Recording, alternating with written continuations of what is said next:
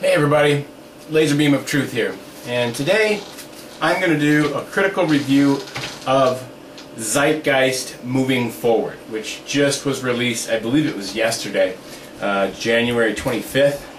Actually, today is the 27th. So 2 days ago, Zeitgeist Moving Forward was released to the public, and I just wanted to really take a very close, hard look at this because I understand how many people throughout the world will probably view this movie, documentary, whatever you want to call it, and a lot of people are going to blindly attach to the ideals and the message that is found within.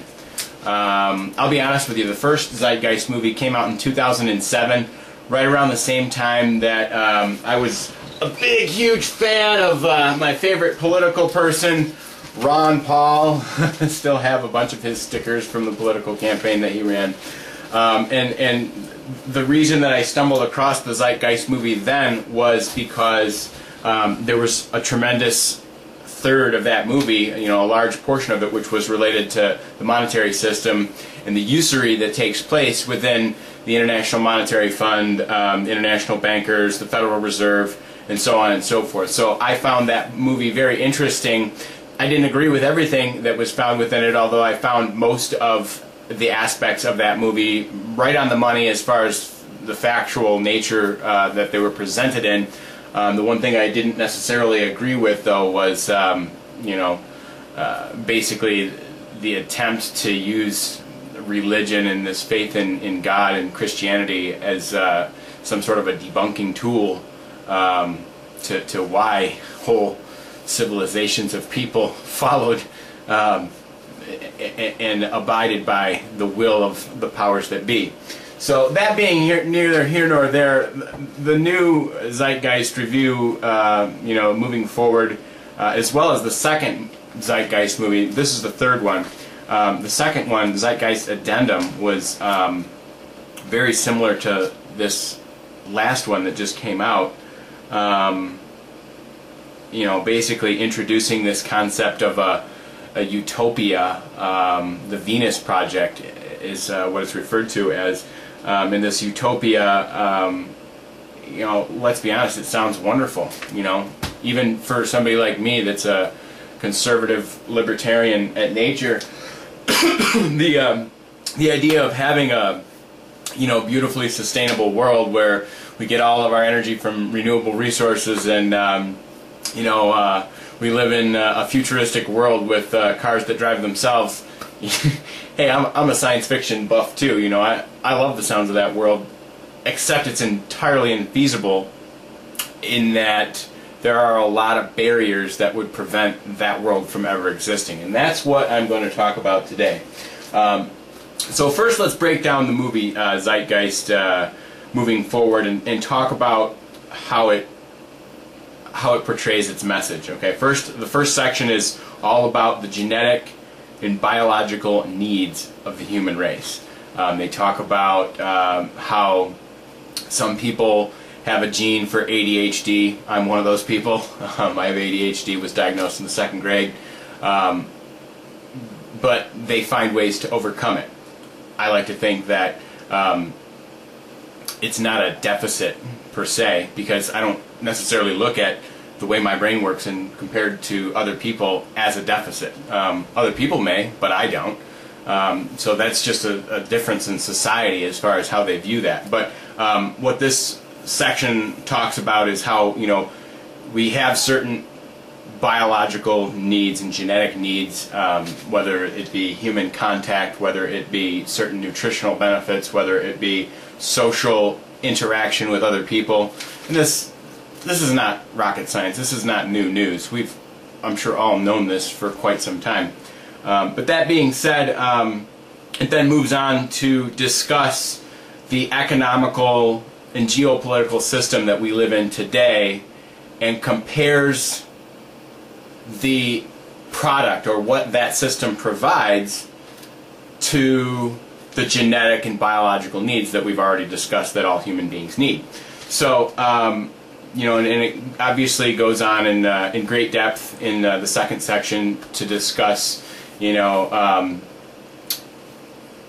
planned obsolescence, the consumer nation, or the state of consumerism as it is in the world. Obviously, specifically, this movie was produced in English, and I think most of it was kind of focused at the American population, but that's not to say that they're not really targeting the whole world, because really the whole world is a consumer-driven world.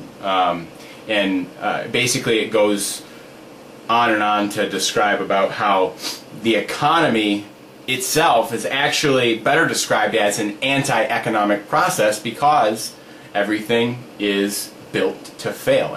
Everything is built to be planned obsolescence. I've got this beautiful Verizon Droid cell phone from last year for Christmas, and there's already lots and lots of cell phones that are better than this. I think this cell phone is awesome. I've loved it for the last year, but that doesn't mean that there aren't lots of more wonderful things. So this thing was obsolete probably a few months after I got it. I still love it. I want to keep it for as long as I can. But anyways, neither here nor there. The point of it is planned obsolescence, built right into the mechanism, built right into the fabric of the society and the economy in which we live in. And this planned obsolescence produces a tremendous amount of waste. I'm not going to argue with anything about these points either. It's not until they bring it back into the third phase and they start discussing how the Venus Project in this planned utopia world can solve all of these problems. Basically, they throw under the bus pretty much every alternative economic mechanism or system that exists today, whether it be Keynesian, whether it be Ludwig von Mises, he lists a bunch of others, but they say that all of these economical systems revolve around money or currency. And, well, no kidding. That's why they call it monetary policy.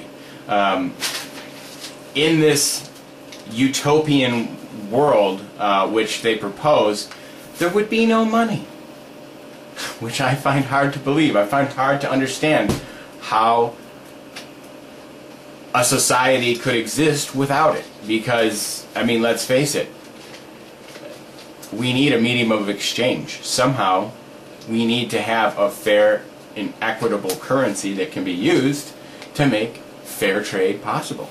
Anyways, okay, so I'll dig right in here, and I'm going to kind of describe, in case you haven't seen the movie. By the way, I highly recommend that everybody watch this movie. I'm not saying that it's a bad thing to watch, but I would really like to see people watch the movie and then comment below as to their take on it. I'm sure there will be a lot of people that will watch this video that I'm producing right now, and they'll completely disagree with me. They'll be, oh no, we can do that, we can do that, the world is awakening, we just need to, share love, and, there's a lot of good things and a lot of good messages that I do agree with. Like I said, I'm not going to totally disagree with the reasoning behind what Zeitgeist is trying to get at. There are certain principal issues that I don't agree with, but that doesn't mean that I disagree with why they've made these movies and why they're trying to push for this sort of evolution in society. Okay. Mechanization will be highly implemented in this utopian world, okay? Mechanization is basically the mass production of everything. It is already happening today, and they discuss this in the video of technological unemployment.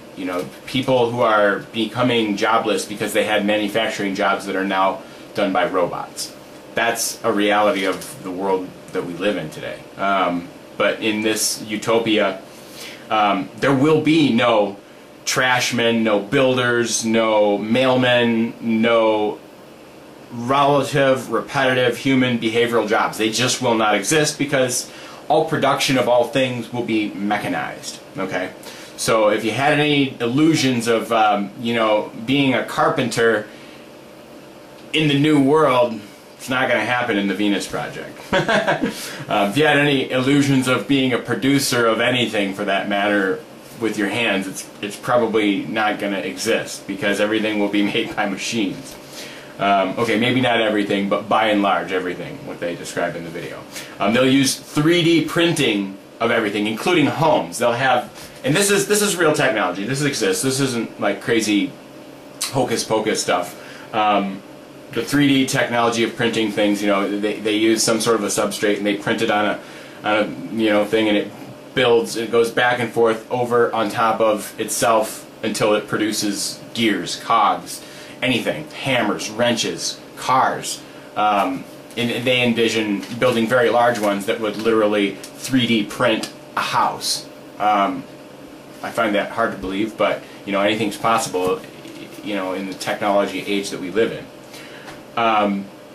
Next thing is that they will have, and this is actually an idea I personally had 5 years ago, actually more than 5 years ago, to build hydroponic towers, basically that grow on multiple levels going up, and rather than using soil, the reason I had this idea was because when ethanol was, you know, the big, everybody let's use ethanol, you know, George Bush was talking about how we're addicted to fossil fuels, and just the green fuel movement just exploded several years ago, and at that point in time I had this epiphany. Well, you know, ethanol is so expensive because we've got to farm these plants, and then we've got to go out and harvest these plants, and then we've got to go and process these plants and turn them into ethanol, and by the time you get done you've used more energy and fuel to get the ethanol than it was capable of delivering. So that's why ethanol as a fuel is a very inefficient fuel, because of all of the energy that goes into getting it in the final product.